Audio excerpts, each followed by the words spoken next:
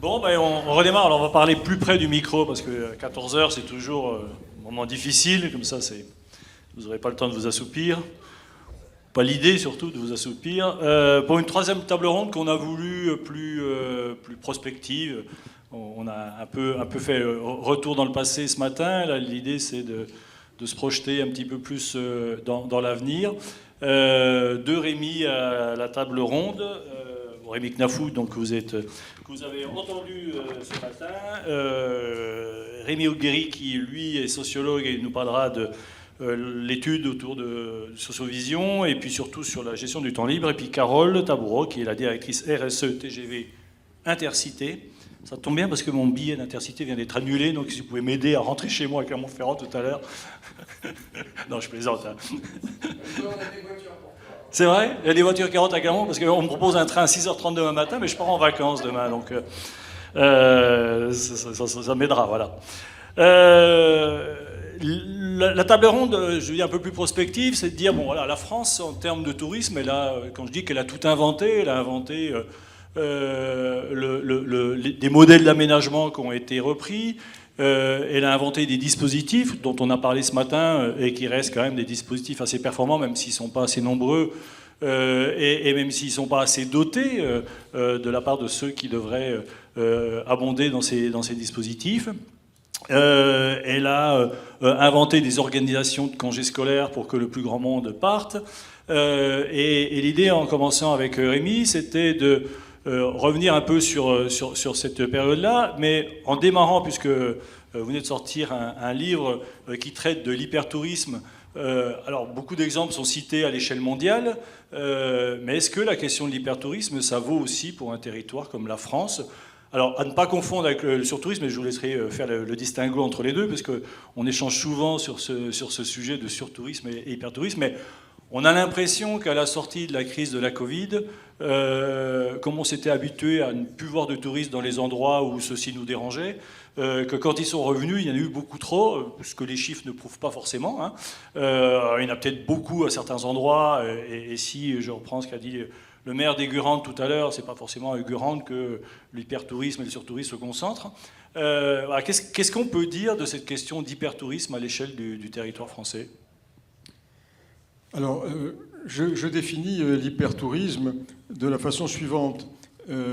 Pour moi, c'est le système touristique mondialisé qui met en concurrence tous les acteurs de quelque taille qu'ils soient, les États, les destinations, les entreprises, les touristes eux-mêmes.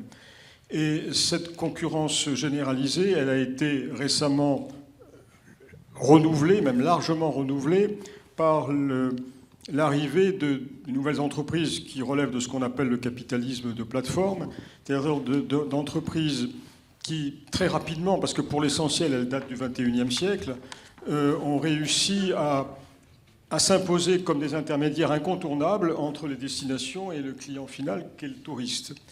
Et ce sont des entreprises qui changent la donne.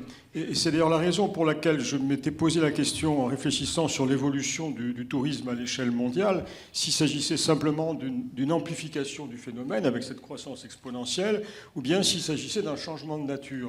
Et j'en arrive à l'idée, d'où la proposition de ce concept d'hypertourisme, qu'il s'agit d'un changement de nature dans la manière dont les choses fonctionnent aujourd'hui, avec ces entreprises de plateforme qui sont incontournables et qui en même temps ne possèdent rien. Enfin, c'est une performance remarquable sur le plan économique. Booking, qui est le maître de l'hébergement à l'échelle mondiale, ne possède pas une chambre d'hôtel. Airbnb, c'est la même chose. Toutes donc sont des entreprises très récentes qui jouent un rôle essentiel. Si on y ajoute le rôle prescripteur de plus en plus important des réseaux sociaux, on voit que les cartes ont été largement rebattues. Et pour terminer la définition de l'hypertourisme, ce qui me frappe aussi, c'est que de ce fait, le tourisme change en quelque sorte de statut. C'est-à-dire qu'il n'est plus simplement un secteur parmi d'autres, c'est un secteur qui devient une des logiques organisatrices de beaucoup de territoires, d'un nombre croissant de territoires qui sont organisés selon ses propres impératifs et sans que le système en question se sent investi de la moindre responsabilité, tout simplement parce que ça n'est pas son rôle. Je n'en viens même pas à le lui reprocher. C'est un système qui est objectivement irresponsable. C'est-à-dire qu'il ne se préoccupe pas des conséquences, aussi bien sur l'environnement que sur la société d'accueil, sur la culture, sur l'économie. Bon. Donc c'est ça le système dans lequel nous sommes. Et pour répondre enfin à votre question, il est évident que la France est elle-même dans cet hypertourisme. Elle y participe bon gré, mal gré. On pourrait peut-être dire, vu ce qu'on voit de l'évolution des choses, que c'est plutôt bon gré que mal gré d'ailleurs. Mais en tout cas, elle y participe activement parce qu'elle est dans la compétition. Quand nos ministres du tourisme viennent nous rappeler que désormais, l'objectif, c'est de faire de la France la première destination du tourisme durable dans le monde et que dans le même temps, on fait revenir des touristes de Chine ou de l'autre bout du monde, on voit bien que c'est intenable comme position. C'est-à-dire qu'on ne peut pas ne pas se préoccuper de l'empreinte carbone des touristes qui viennent jusqu'à nous. Ou en tout cas, si on s'en préoccupe, on ne peut pas se prévaloir de vouloir être la première destination du tourisme durable dans le monde, ou alors les mots n'ont plus de sens, ce qui est aussi d'ailleurs une hypothèse que je peux reprendre volontiers à mon compte. Donc nous sommes dans le système, nous y participons, et bien des territoires français y participent aussi. Et pour revenir à la différence entre l'hypertourisme et le surtourisme, pour moi, l'hypertourisme, c'est donc le système dans lequel nous évoluons, nous, touristes, spécialistes du tourisme, entreprises touristiques, destinations, etc. C'est le système dans lequel nous évoluons, et le surtourisme n'est qu'un symptôme, une manifestation localisée de saturation, en général d'ailleurs passagère, saisonnière au mieux, un phénomène de saturation. Ce n'est qu'un élément facilement visible et très médiatisé, voire hyper médiatisé, de l'existence de cet hypertourisme. Donc des secteurs avec du surtourisme en France, bien que je sois assez restrictif sur l'emploi du mot surtourisme, parce que je trouve que les médias en ont souvent fait des tonnes en envoyant partout, y compris là où il n'y en avait pas. Mais il y a des endroits, effectivement, où ça change la vie du territoire, où ça change la vie des gens, et d'autant plus que lorsque les élus ne s'en sont pas saisis. Parce que à ces problèmes-là, il y a des réponses politiques à la condition de le vouloir et de ne pas uniquement être sensible à la dimension, par ailleurs intéressante et nécessaire même, d'enrichissement lié à l'activité touristique. Je ne méconnais pas, je ne sous-estime pas du tout cette dimension des choses, mais je crois que le politique a un rôle à jouer de régulation pour essayer de conjuguer au mieux cet utile enrichissement que constitue le tourisme et la possibilité pour les gens qui vivent dans des lieux touristiques. Je ne parle pas des stations touristiques, parce que celles-là, elles sont conçues par et pour le tourisme, mais dans des quartiers puisque j'ai eu l'occasion d'écrire sur Montmartre récemment, dans des quartiers qui n'étaient pas nés du tourisme et qui le sont devenus, et où il y a des populations qui prétendent vouloir continuer à y habiter tout en accueillant des quantités impressionnantes de touristes. Donc il y a bien effectivement des manifestations, des symptômes de l'hypertourisme en France. Et donc est-ce qu'on peut parler de sous-tourisme dans les territoires où il n'y a pas eu une mission d'aménagement, où il n'y a pas eu de réflexion stratégique pour aménager le tourisme? Si on reprend l'exemple des Gurantes de ce matin, s'il n'y a pas de village vacances, il y aura moins de commerce, il y aura moins de services qui seront proposés. Donc est-ce que le sous-tourisme, c'est quelque chose qui peut qualifier des territoires? Alors oui, il se trouve que dans le livre que j'ai publié en 2021 sur Réinventer le tourisme, j'avais même hasardé la définition du sous-tourisme. Ouais. Et dont je ne me souviens plus du tout, mais je pourrais dire que ce sont des lieux peu touristiques qui gagneraient probablement à le devenir. Bon. Donc c'est une manière positive de qualifier la plus grande partie du territoire français, qui est effectivement sous-touristique, puisque nous vivons à un moment où, du fait du fonctionnement de cet hypertourisme d'ailleurs, n'importe quel type de lieu peut devenir touristique. Alors pas au même niveau, évidemment, n'importe quel type de lieu ne sera pas Venise, c'est pas les mêmes conditions, mais il y a du potentiel touristique partout, et donc il y a des possibilités de revivification des lieux. Bon, on l'a vu, j'ai beaucoup travaillé sur la montagne. Bon, les stations de sport d'hiver ont permis d'arrêter un exode rural qui était dramatique, des vallées qui se vidaient complètement, il y a eu des repeuplements. Bon, alors après, on est allé probablement à certains excès en matière d'aménagement, mais on voit bien à quel point le tourisme peut être une source d'enrichissement du lieu, de réimplantation de population ou de maintien simplement de vie locale. Et donc il y a un potentiel qui effectivement est ouvert et très large. Alors, est-ce qu'il n'y a pas une forme de paradoxe à constater que, alors je vais prendre en particulier le littoral, si on ramène la fréquentation annuelle à la population, donc on prend la fréquentation annuelle, 1 million de nuitées, on divise par 365 jours et ça nous donnerait une espèce de population touristique permanente et on ramène ça à la population. Les territoires qui ont ce taux de touristicité le plus fort, c'est les territoires ruraux. Le Massif central, j'ai en tête que le territoire dont le taux de touristicité le plus fort, c'est les Hautes-Alpes. Les Hautes-Alpes, si on prend toute la fréquentation touristique, c'est 25% d'habitants en plus. Et quand on croise cette donnée de touristicité, donc, qui est le rapport du nombre d'habitants, du nombre de touristes au nombre d'habitants, je dis ça parce que je l'ai fait sur cet exemple-là, sur les pharmacies. Eh ben, il y a une concordance parfaite entre l'endroit où on a maintenu des pharmacies en zone rurale et ces espaces touristiques très fréquentés, finalement on n'en parle pas parce que vis-à-vis de la population, pas beaucoup. Nice est la deuxième ville hôtelière de France. Bon, le nombre de touristes par rapport aux 500 000 habitants de Nice, ça ne se voit pas. À Gap, ça se voit. Donc est-ce qu'il n'y a pas une forme de paradoxe sur les bénéfices du tourisme qui serait finalement plus fort dans les territoires qui en bénéficient le moins? Alors effectivement, il y a un paradoxe, mais ce que j'en tirais comme enseignement, c'est qu'il y a des modèles d'organisation spatiale du tourisme qui sont très différents. Il y a des modèles concentrés, pour faire simple, et des modèles diffus. Ce dont vous parlez relève davantage de modèles diffus, et on voit l'efficacité des modèles diffus. Moi, je l'ai vu expérimenter, par exemple, dans le massif des Cévennes, où il n'y a même pas de concentration d'habitat d'origine. C'est quand même très dispersé. Le tourisme lui-même est très dispersé. Ce sont des cheminements le long de sentiers de randonnée, le plus célèbre étant le chemin de Stevenson, avec ou sans âne. Et donc il y a là une dispersion qui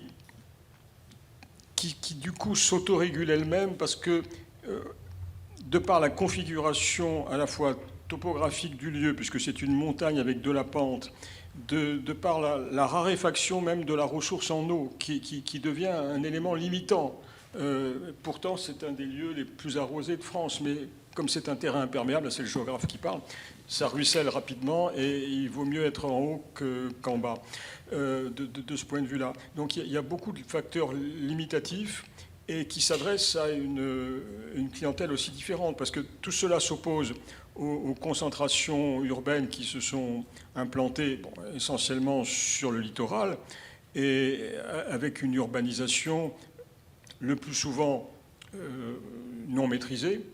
Finalement, les exemples d'urbanisation maîtrisée, c'est la mission Racine et c'est le littoral du Languedoc-Roussillon, et qui est d'ailleurs un exemple, je trouve, assez remarquablement réussi et qui, dans la durée, est aussi tout à fait intéressant comme résultat, parce que globalement, les plans de départ ont été respectés. On voit dans l'organisation même, par exemple, de la station de la Grande Motte, comment on a respecté le rapport habitat, végétation, forêt de pins, etc. Tout ça a été respecté, ce qui n'est pas le cas dans les lieux d'urbanisation incontrôlée. Donc on a ces deux modèles-là qui cohabitent, et il est évident que c'est davantage le modèle diffus qui a des marges de progression. Alors, pas à la même échelle non plus, parce que l'intérêt de ces modèles concentrés, là c'est une lapalissade, mais l'intérêt de ces modèles concentrés, c'est de pouvoir recevoir beaucoup de monde. Et alors, selon qu'on aime ou qu'on n'aime pas ce type de lieu, on peut dire que, au moins, le grand intérêt de ces lieux, c'est que lorsque les gens sont là, ils ne sont pas ailleurs. Bon, et en même temps, ils sont là avec des services qui sont faits pour eux, avec des réseaux publics d'arrivée d'eau, d'électricité, d'évacuation des eaux usées qui sont conçus à l'échelle de la masse qui est ainsi concentrée, sont des lieux qui fonctionnent. Et ils sont faits pour fonctionner à 100%, voire à 105 ou à 110%, ce qui est le cas en haute saison. Donc ce sont des lieux qui, pour moi, ont beaucoup de mérite, parce qu'ils concentrent énormément de la population, de nos besoins, parce que le tourisme, c'est une économie de l'offre, il faut bien dormir quelque part, le lit touristique est là, mais il y a des réservoirs, des marges de manœuvre de création de lits touristiques dans l'espace rural qui sont intéressantes aussi à considérer. Alors, est-ce qu'on peut, en prolongement de cette dernière remarque, mais est-ce qu'on peut à la fois parler d'hypertourisme et de considérer que l'enjeu de faire partir plus de Français viendrait contribuer à renforcer cette hypertouristicité de certains lieux? Mais l'enjeu en question, je le reprends volontiers à mon compte, puisque je fais partie de ceux qui proposent effectivement une augmentation des taux de départ en vacances. Et quant au fait que ça pourrait renforcer l'hypertouristicité des lieux, personnellement, ça ne me dérange pas pour les raisons que je viens d'indiquer. C'est-à-dire qu'une population supplémentaire vienne s'agréger et saturer un certain nombre de lieux qui sont faits pour être saturés, je crois que c'est dans l'ordre des choses. Parce que ce qu'il faudrait rappeler aussi, c'est que les lieux touristiques sont par définition des lieux de sociabilité. Ça a été rappelé à juste titre ce matin, nous vivons dans une évolution de la société où l'individualisme joue un rôle plus important qu'avant, c'est le moins qu'on puisse dire. Les lieux où les gens se rencontrent et peuvent encore discuter sont avant tout des lieux touristiques. Et donc plus il y a de monde, plus il y a de densité, plus la rencontre se fait. Et contrairement à ce que souvent nous vend l'industrie touristique, qui est de dire que la rencontre avec l'autre culture, etc., ça peut arriver. Oui. Mais c'est pas statistiquement, la rencontre avec l'autre, c'est la rencontre avec les autres touristes. Et moi, je ne fais pas de gradation entre la rencontre avec l'autochtone de n'importe quel pays ou n'importe quelle région et l'autre touriste. Une rencontre, c'est une rencontre. Bon. Et ces lieux-là, donc, gagnent à l'hyper-touristicité. Et donc ça personnellement, ça ne me dérange pas. Et quant au fait que l'augmentation du taux de départ en vacances aurait comme autre effet, à mon sens, n'aurait pas d'ailleurs beaucoup d'effets négatifs, parce que je n'y vois personnellement que des avantages. C'est-à-dire que, outre le renforcement de cette sociabilité, et au passage, d'ailleurs, notons que quand je dis sociabilité, ce sont aussi des lieux où les gens peuvent se rencontrer, y compris avec des différences sociales qui sont plus marquées qu'ailleurs, y compris dans le travail. Donc, et on voit bien, même, j'ai eu l'occasion il y a quelques années de travailler sur Saint-Tropez. Alors, les rencontres sont, je ne dis pas qu'on va rencontrer là les hyper riches facilement, mais en tout cas, on respire le même air sur des densités, dans des périmètres assez limités. Mais pour en venir aux conséquences positives de l'augmentation du taux de départ en vacances, finalement, je crois que ce qu'on peut raisonnablement reprocher au modèle touristique actuel ou à la politique touristique actuelle, c'est de mettre en avant la montée en gamme systématique et la recherche de clientèles les plus rémunératrices qui, de facto, sont les plus lointaines. Alors, je comprends tout à fait la logique de ça, puisque ce sont les plus rémunératrices. Mais en même temps, je crois qu'il faut aussi être attentif, davantage qu'on ne l'a été, aux conséquences de l'épidémie, de la pandémie de Covid. Parce que tout ça a été oublié. On a oublié complètement toute une série de discours, d'ailleurs, où on nous racontait que le monde d'après serait très différent du monde d'avant. Mais le monde d'après, il est conforme au monde d'avant en pire, enfin, en tout cas, sur la même lancée. Je ne veux pas dire que c'est pire, mais que sur la même lancée. Ça me paraît évident. Mais ce qu'il faut bien voir, c'est que on a oublié que cette économie touristique qui est la nôtre, qui est si développée, si sophistiquée, et qui dans l'ensemble marche si bien, parce que quand on voyage dans le monde, on voit que globalement, tout ce système-là fonctionne étonnamment bien, que cette économie-là, elle est très vulnérable, puisqu'elle a été stoppée brutalement par un virus, ce que n'avaient pas réussi à faire les guerres mondiales. Donc on voit bien à quel point la contrainte a été forte, et que cette conséquences du Covid, on n'en a pas tiré l'enseignement. Or, l'enseignement, c'est une vulnérabilité, ce que je rappelais ce matin en conclusion aussi, c'est une vulnérabilité, on voit. Parce que ce n'est pas parce que le système, la fréquentation touristique, le taux de départ en vacances s'améliore à l'échelle mondiale, ce qui est un bien pour la population mondiale, parce que ça traduit une élévation du niveau de vie en dehors du fait que nous sommes de plus en plus nombreux, mais c'est aussi la possibilité de s'exposer davantage à des risques qui sont évidents et qu'on ne voit pas parce qu'on est aveugle. C'est-à-dire que c'est le risque de nature géopolitique. On voit bien que la guerre en Iran perturbe énormément le fonctionnement de tout notre système économique, mais le tourisme aussi, ça va de soi. Le trafic aérien est perturbé. Alors, on nous envoie récemment des messages atténuateurs en nous disant qu'il y aura du kérosène cet été, etc. Mais on sait que le prix des billets sur certaines destinations baisse parce que précisément la demande est tellement en reflux qu'il faut relancer la machine. Donc on voit bien à quel point on est vulnérable sur le plan énergétique parce qu'on n'a pas fait ce qu'il fallait pour décarboner. Les crises antérieures n'ont servi à rien. Et sur le plan pandémique, il est évident que ne serait-ce que la multiplication, l'intensification des vols aériens vont transporter le prochain virus et la prochaine pandémie. Nous sommes à la merci de tout ça. Donc, s'intéresser à la fois à un tourisme qui n'existe pas encore, de ceux qui ne partent pas encore, à un tourisme de plus grande proximité. Quand je dis proximité, ce n'est pas simplement à 50 km à côté, ça peut être le pays voisin, c'est l'Europe. Ça me paraît quelque chose d'important si on veut avoir une vision qui ne soit pas uniquement à court terme, parce qu'à ce moment-là, c'est aussi un atténuateur de crise.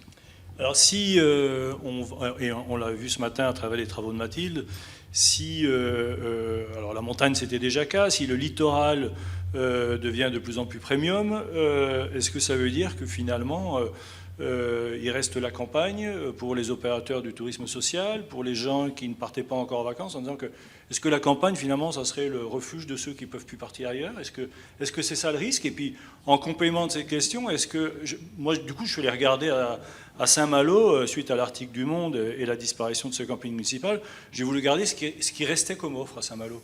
Est-ce qu'on va devoir faire, comme ça a été fait dans certaines villes, des lois SRU pour imposer un minimum d'hébergement du TSS dans des grandes stations qui progressivement évincent l'offre d'accès pour les familles et pour les enfants? Si on laisse faire l'évolution par le marché, c'est ce qui nous pend au bout du nez. Effectivement, c'est une éviction croissante des catégories qui ont le pouvoir d'achat le plus faible, puisque le système est tiré vers le haut par la concurrence des pouvoirs d'achat. Il y a quelques décennies, on s'intéressait à la perturbation que représentait le pouvoir d'achat des populations du Nord qui allaient dans le Sud. Mais il faudrait s'intéresser aussi, parce que le flux est beaucoup plus important, aux populations qui viennent du Nord pour aller dans un autre pays du Nord, c'est-à-dire des populations riches vers des pays riches. Mais non seulement, même si on est à niveau de richesse égal, de toute façon, ceux qui viennent pour faire du tourisme ont une propension à consommer qui est plus importante que ceux qui vivent au quotidien, pour des raisons évidentes. Et du coup, tout cela tire vers le haut le prix d'ensemble, du foncier jusqu'au locatif, le prix dans les commerces. Il suffit de voir mon expérience récente de Montmartre. J'ai pu approcher la vérité des prix des locations, aussi bien des commerces touristiques que des cafés à Montmartre, qui sont propriétés de Montmartrois. Hein. Ce sont des tarifs absolument astronomiques. Et donc il faut effectivement intensifier et faire de la mauvaise qualité pour pouvoir arriver à payer les prix des loyers en question.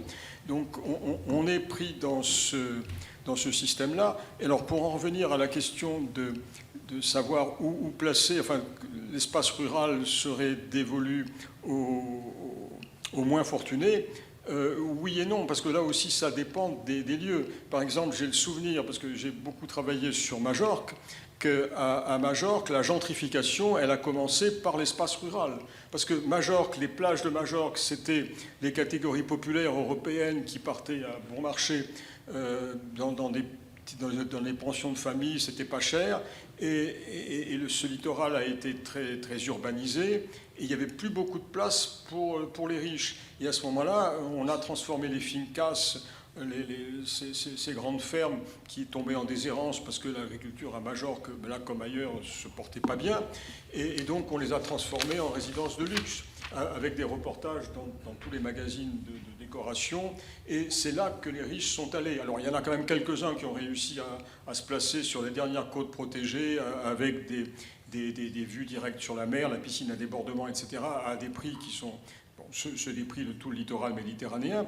Mais on voit comment il y a des stratégies qui sont liées effectivement à la recherche de distinction qui fait partie du tourisme.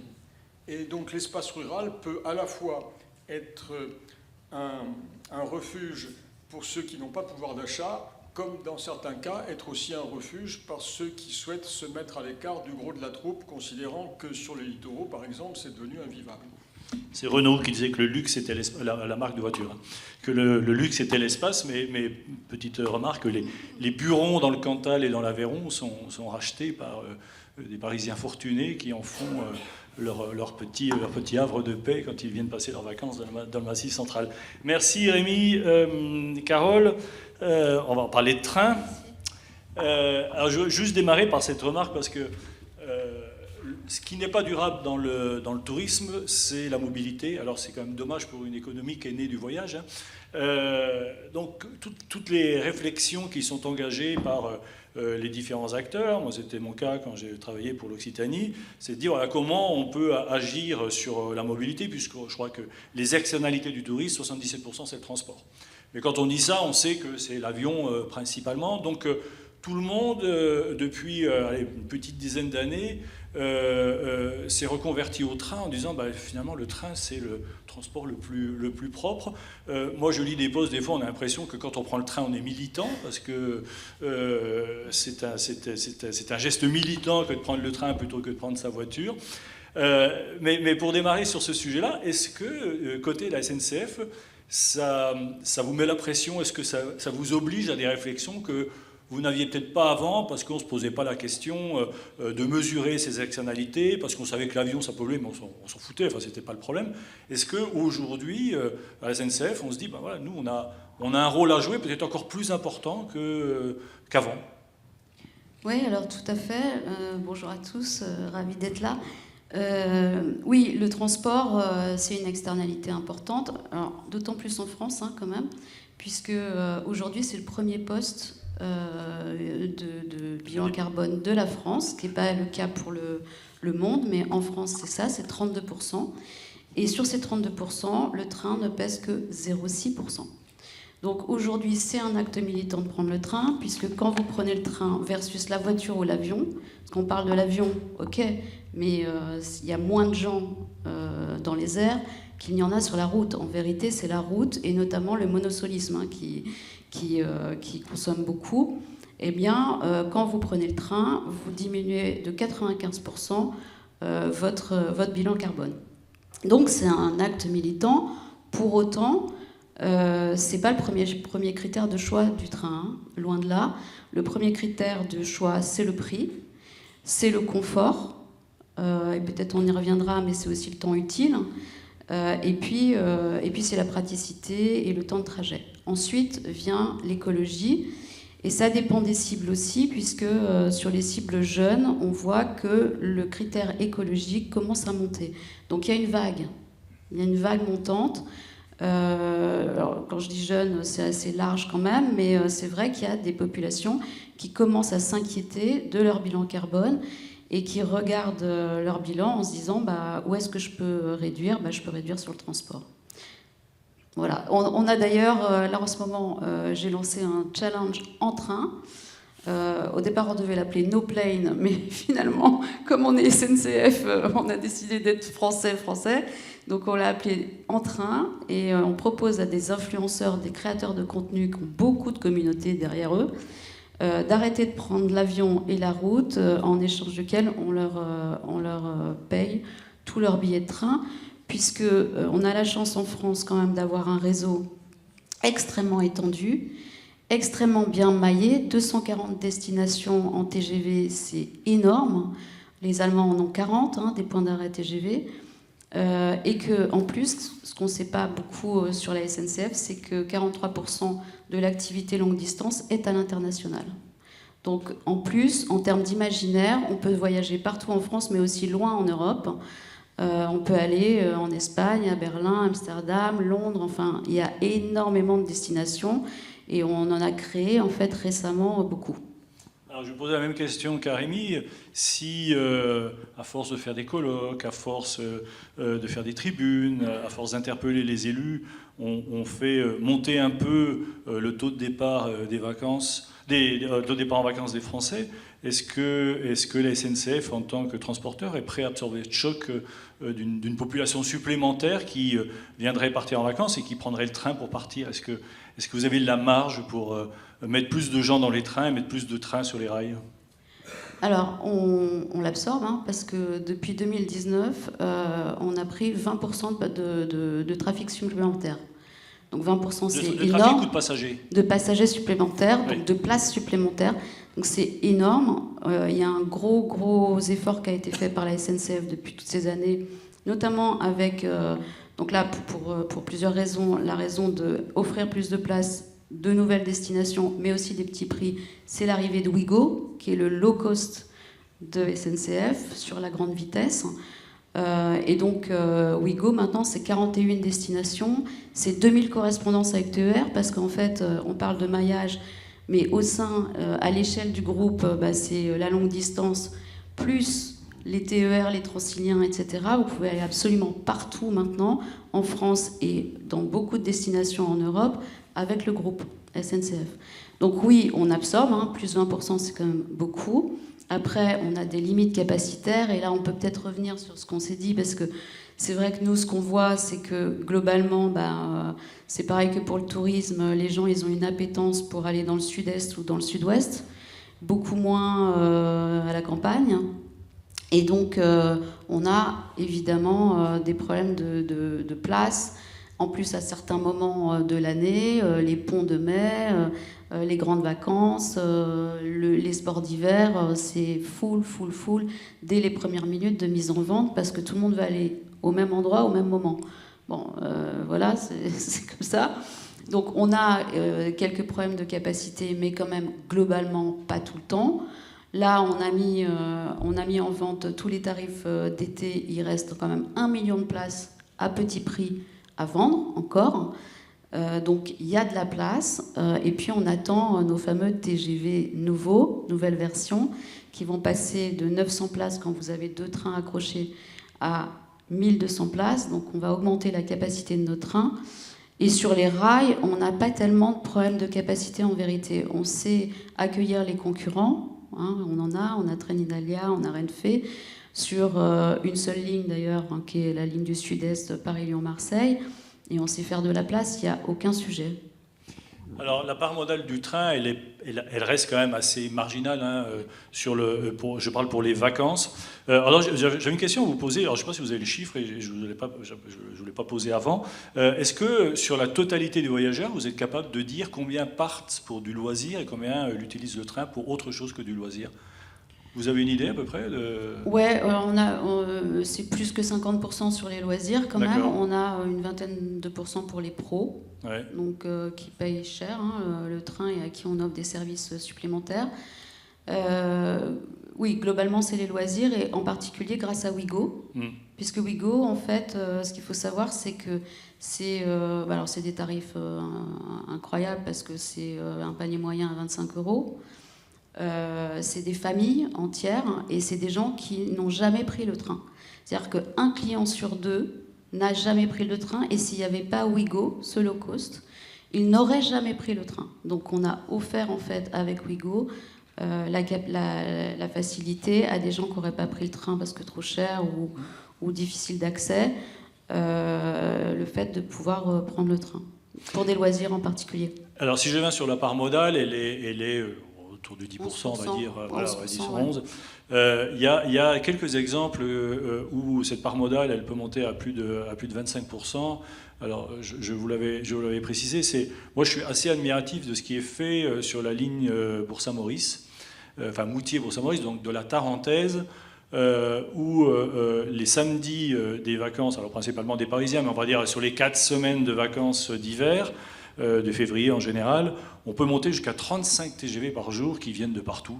J'ai vu qu'il y en a qui venaient de Cherbourg, il y en a qui viennent d'Amsterdam, de Bruxelles, de Bordeaux, enfin voilà, c'est quelque chose d'assez exceptionnel.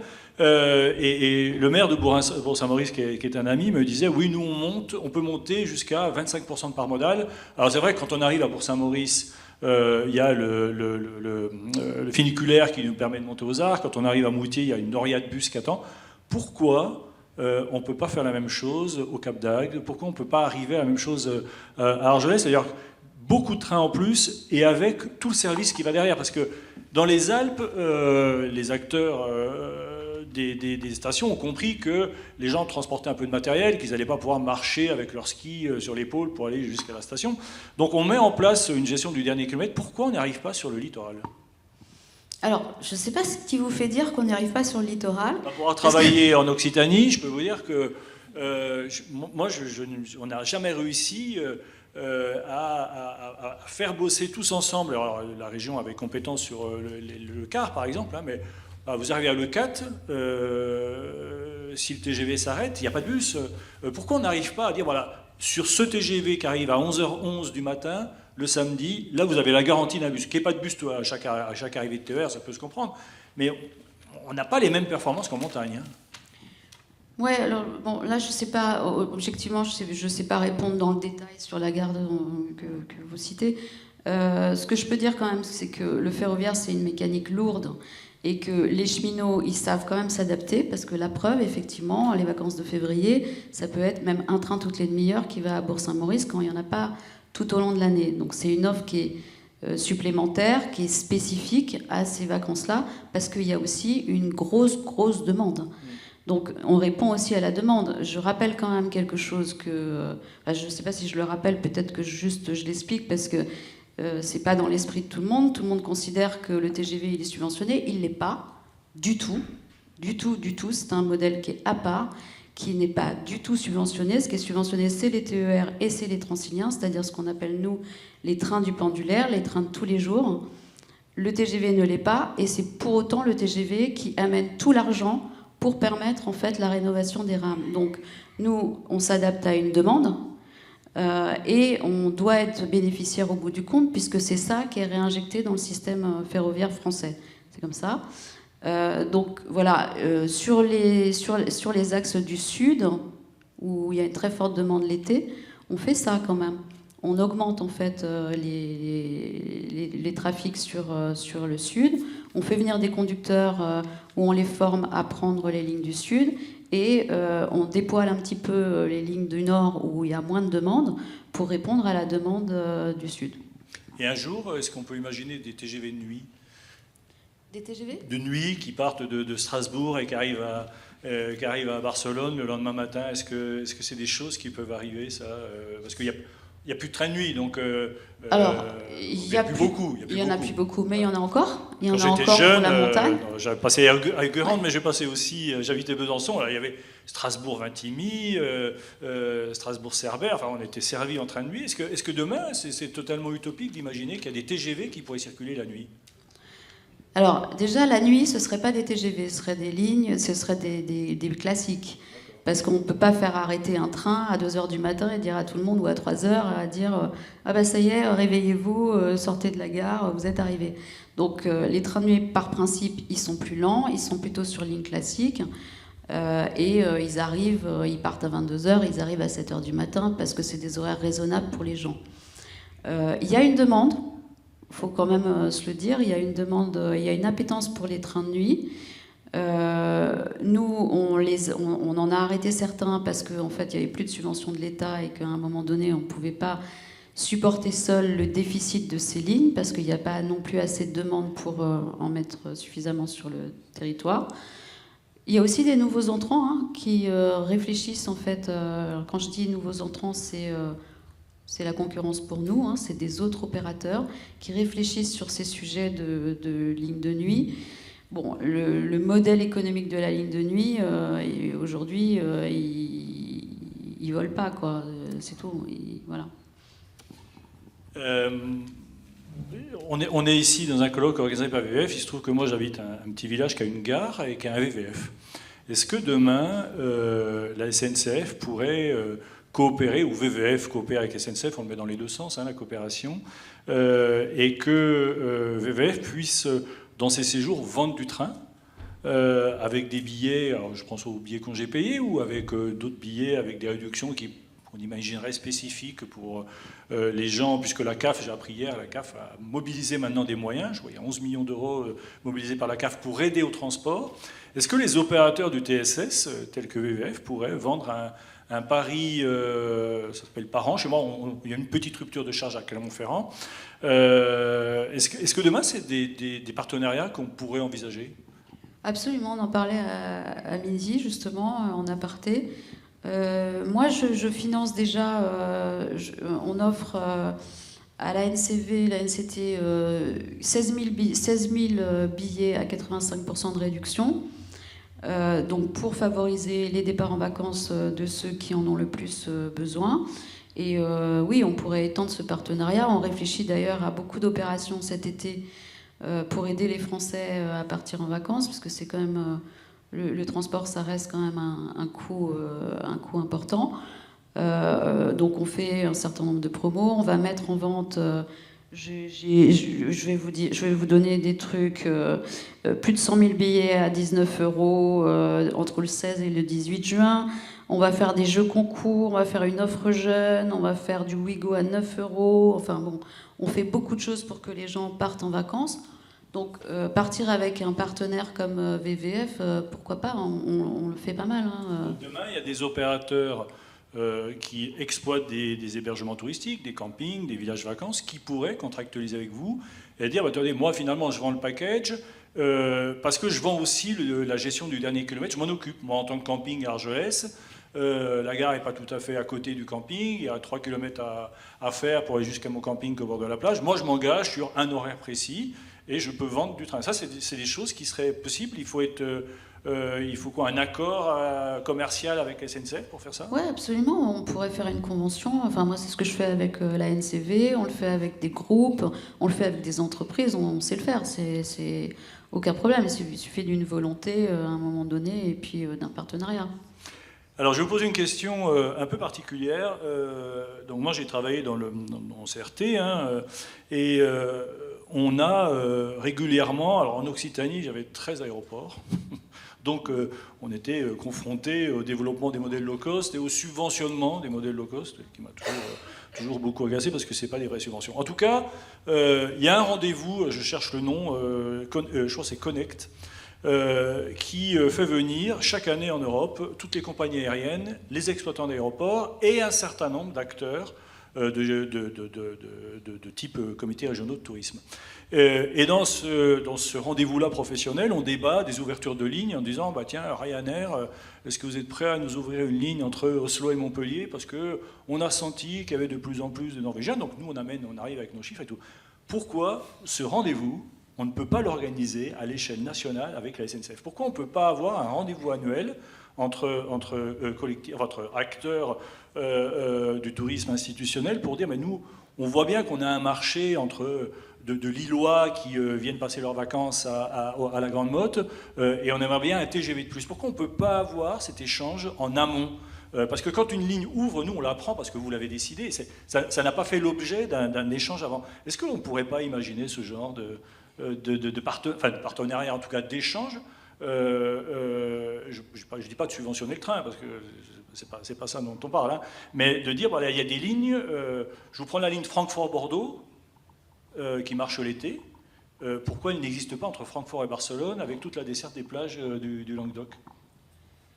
Alors, moi, qu'il n'y ait pas de débat institutionnel, ça, je ne peux pas laisser dire ça, parce qu'il y en a. Nous, on ne crée pas des dessertes sans qu'il y ait une demande, soit du consommateur final, soit effectivement de l'institutionnel. Donc, il y a quand même beaucoup de relations institutionnelles. Après, sur l'avion, soyons clairs, l'avion, ils ont un mode de lobbying qui est énorme.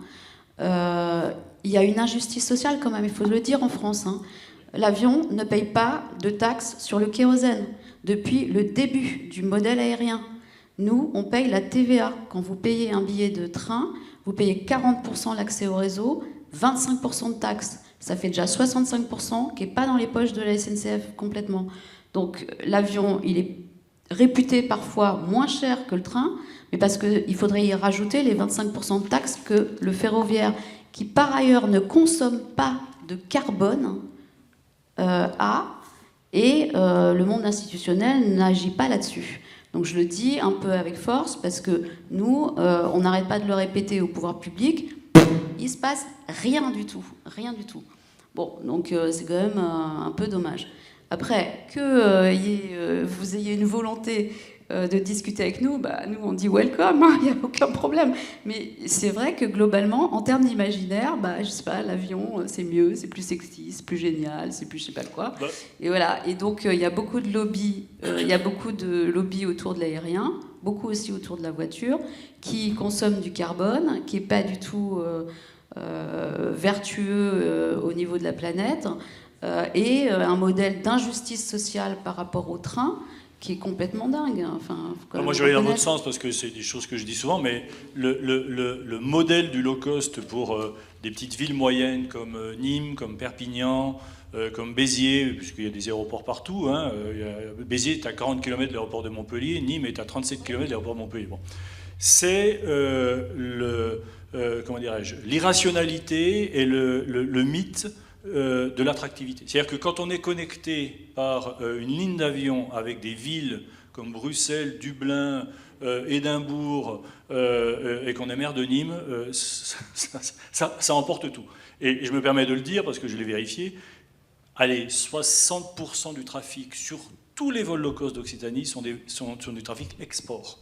C'est pas de l'import. C'est qu'on donne de la subvention à travers ce qu'on appelle du marketing support pour faire partir des Occitans passer leurs vacances ailleurs. C'est pas pour faire venir des gens. Donc voilà, je suis assez d'accord avec vous. Et 80% des petits aéroports sont déficitaires quand même. Ah, mais bien sûr. Mais donc voilà. Dernière question, moi qui habite dans le Massif central, vous savez qu'à chaque fois, il y a questionnement de savoir si on va maintenir les lignes qui ne voient pas passer beaucoup de trains. La ligne de l'Aubrac, c'est un aller-retour par jour entre Clermont-Ferrand et Béziers. La ligne du Sevenol, je crois que c'est 3 trains par jour.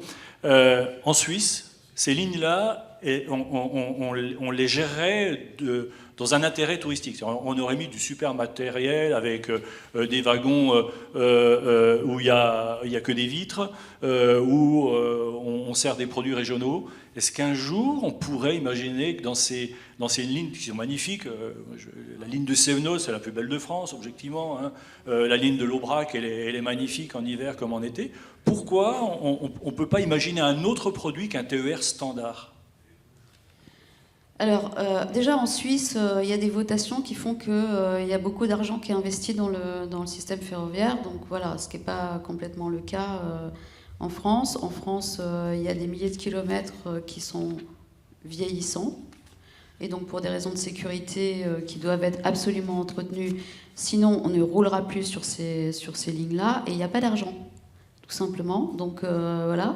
Donc nous, il manque 1 milliard pour faire les investissements qui sont nécessaires. D'ailleurs, les Suisses sont venus faire un audit sur le réseau français, et la conclusion des Suisses, ça a été de dire « Waouh, quand même, les cheminots français, ils sont vraiment super forts, parce qu'avec le réseau pourri qu'ils ont, ils font des miracles tous les jours. » Donc, voilà. Vous avez pris ça comme un compliment ou... Oui. Ouais, quand même. Non mais voilà, donc c'est une question d'investissement, et puis c'est une question encore de choix politique, hein. Parce qu'il faut des subventions, ça coûte extrêmement cher le ferroviaire. Nous, on a un réseau qui a 80 ans d'âge, je crois, en moyenne, qu'il faut absolument rénover. Les Japonais, ils roulent sur des lignes qui sont rénovées tous les 20 ans. C'est pas pareil, voilà. Donc les petites lignes, c'est pas qu'on n'en veut plus, c'est que c'est vieillissant, que s'il faut mettre des fonds qui sont de plus en plus rares, on les met sur les lignes où il y a le plus de monde, évidemment. Et voilà. Par contre, on trouve des solutions, puisque on en parlait tout à l'heure. Sur les JO 2030, il y avait effectivement les lignes de montagne qui sont vraiment très vieilles et qu'il faut absolument rénover. Et on a trouvé des fonds grâce aux JO 2030 et ça va être rénové. Donc ouf pour les sports d'hiver. Mais nous, on n'a pas les JO dans le Massif central. Donc, ceci dit, je fais cette remarque quand même parce que mais plus les trains vont lentement parce que le réseau est dégradé, plus on admire le paysage et passer à 30 km/h sur le viaduc de Garabi, bah, finalement, c'est mieux que d'y passer à 90. Hein. Donc, oui. il y a peut-être une solution aussi à voir comme ça, mettre des trains plus lents pour admirer le paysage. Non, mais c'est tellement beau la France, et en plus, vu effectivement du train. Moi, je discutais avec des clients, j'étais mardi toute la journée sur Paris-Montpellier, parce qu'on faisait des opérations en train pour le climat. Et en fait, les clients disent ça. Ils disent mais le train, c'est tellement génial, je peux travailler, je peux dormir, je peux regarder le paysage. C'est pas pareil que l'avion, on voit rien. La voiture, je conduis, donc je peux rien faire. Le train, c'est juste génial. Et il y a vraiment une demande et une envie de train. Et nous, on travaille aussi à changer les imaginaires parce que on peut aussi partir moins loin dans notre très beau pays qui est la France. Et on peut y aller en train. Et tout ça, c'est décarboné. Et voilà. Je me permets de rajouter simplement, parce que vous avez dit tout à l'heure sur la rénovation des lignes, qu'il y a une taxe sur les billets d'avion qui a été rajoutée il y a 2 ans, je crois, hein, qui était de 7 € et qui avait pour objet de venir abonder le fonds là, sur la rénovation des trains. Je ne sais pas si vous l'avez vu, elle vient d'être annulée. On a choisi la canicule pour annuler une taxe sur l'avion. J'ai trouvé ça quand même assez exceptionnel. Et ce qui est quand même le plus dingue, c'est que c'est annulé sur les lignes d'équilibre du territoire. On appelle ça pompeusement comme ça. Donc c'est toutes les lignes avec les petits avions. Et c'est quand même de loin les lignes les plus subventionnées. Je me permets de le rappeler parce que il y a une ligne entre Le Puy et Paris. Et comme il y a un élu de la Haute-Loire qui parle souvent d'assistanat, quand on prend l'avion entre Le Puy et Paris, un aller est subventionné à hauteur de 376 € par les pouvoirs publics. C'est complètement dingue. Enfin, honnêtement, c'est vraiment une injustice sociale et un truc complètement dingue au moment où on parle le plus de bilan carbone que de subventionner l'avion et pas subventionner le train. Enfin, je veux dire, c'est complètement incroyable, mais c'est comme ça. Oui. Et je voulais rajouter, puisqu'on parle de concurrence inéquitable entre l'avion et les modes de transport terrestre dont le train, que le fait que vous avez rappelé que le kérosène à l'international ne soit pas taxé revient à une subvention pour ceux qui ont la capacité à prendre l'avion. Et ça a été estimé par le Conseil d'analyse économique il y a quelques années. Le manque à gagner, c'est 4 milliards d'euros par an. Ouais, et c'est la même chose sur les voitures de fonction, par exemple. Nous, on se bat aussi, on a une proposition à faire qui est le train de fonction, puisqu'on peut travailler dans le train, et qu'on voit que là, on fait des challenges avec des entreprises sur l'écomobilité, et on voit qu'il y a des entreprises qui sont très appétentes au train et qui donnent des heures, d'ailleurs, supplémentaires à leurs salariés. Ça commence pour qu'ils prennent le train plutôt que l'avion. Voilà, et c'est pareil, sur la voiture de fonction, il y a eu une très belle étude que je vous invite à regarder de Forum... Comment ? Oxfam, non ? De Vie Mobile, qui dit que en plus, ça profite évidemment aux plus riches, parce qu'il y a 4 Ferrari sur 5 que vous voyez défiler dans les rues, qui est une voiture de fonction quand même. Voilà, donc, 89% des Porsche 911 sont des voitures de fonction. Les grosses voitures allemandes, voitures de fonction. Bon bah voilà. C'est le paradoxe français. Je rentre avec VVF en Porsche 911 tout à l'heure, c'est pour ça que j'en parle. Ouais, en plus c'est sur électrique. Ouais. Rémi, alors, on parlera un petit peu à la fin tout à l'heure de micro-voyage, parce que Rémi a écrit un livre sur le micro-voyage, mais je voudrais démarrer avec le dispositif d'enquête que tu pilotes qui s'appelle Sociovision, et une enquête qui a été réalisée il n'y a pas très longtemps pour l'OPCO, alors c'est l'organisme de formation AFDAS, alors c'est à la fois le tourisme, c'est le sport, c'est la culture, et qui traitait des métiers de demain, hein, c'était une enquête prospective, mais qui a élargi quand même le spectre à des questions autour du temps libre et de la manière dont les Français allaient utiliser ce temps libre. Est-ce que tu peux nous faire une petite analyse synthétique de cette enquête que je trouve vraiment très intéressante, puis on reviendra tout à l'heure sur cette notion de temps libre. Oui, bien sûr, bonjour à tous. Je commencerai par dire une chose qu'en France en particulier aujourd'hui, mais c'est vrai partout dans le monde, il y a une aspiration à s'évader qui est très forte. Donc je dirais que c'est le point de départ pour synthétiser l'étude. Aujourd'hui, on a 75% des Français qui nous disent qu'ils ont besoin de s'échapper au quotidien. Et ce chiffre était, il y a quelques années, 10 points de moins. Donc il y a vraiment une tendance. Plus on avance dans le siècle, plus on a l'air effrayé par ce qu'on observe, et plus on essaie de se réfugier. Alors, dans quoi ? Et c'est justement l'objet de l'étude. Alors, il y a bien sûr les vacances. On a parlé du droit des vacances ce matin. Il y a un besoin de vacances, et ce besoin de vacances, c'est besoin de s'évader, justement. Il y a une pression aussi des vacances. Mais quand on fait, alors, la hiérarchie, quand on demande aux Français qu'on leur propose près de 40 sources d'évasion possibles, de loisirs, etc., la première, c'est pas les vacances, c'est pas le voyage. La première, c'est les séries. C'est, on va dire, si je simplifie, je dirais Netflix aujourd'hui, c'est la première source d'évasion des Français. Alors c'est probablement une source d'évasion accessible, justement, assez accessible, relativement parlant, par rapport au voyage. Et donc ça dit un peu de l'état d'esprit de notre société qui est quand même en demande de fiction, voilà, s'échapper. Alors le voyage là-dedans, ça reste quand même très important. C'est-à-dire que pour une grande partie des Français aujourd'hui, oui, il faut partir. Alors le voyage en France, bien sûr, le voyage lointain n'a pas... malgré le Covid, malgré tout ce qu'on a dit, reste quand même une aspiration pour près de la moitié des Français qui ont envie d'aller très loin ou alors de faire le tour du monde. C'est encore plus vrai des jeunes aujourd'hui. Donc le voyage est quelque chose qui reste aspirationnel. Après, vous l'avez largement démontré ce matin, il y a des fractures, il y a des clivages, et dans cette étude de Sociovision, ce qu'on a essayé de faire, c'est essayer de restituer les différents clivages qu'on observe par rapport aux loisirs, par rapport aux vacances, et puis par rapport aux nouveaux loisirs. C'est-à-dire que depuis maintenant une vingtaine d'années, montent en puissance les loisirs dits digitaux. Et c'est intéressant de s'intéresser à cela parce qu'ils rajoutent aussi une sorte de clivage dans notre société. Alors je vais l'expliquer. Alors comment on a fait ? On a pris deux éléments, le niveau de vie et puis les valeurs. Et on a croisé ces éléments, ce qui nous a permis de rentrer en profondeur et de bâtir une cartographie de la France aujourd'hui.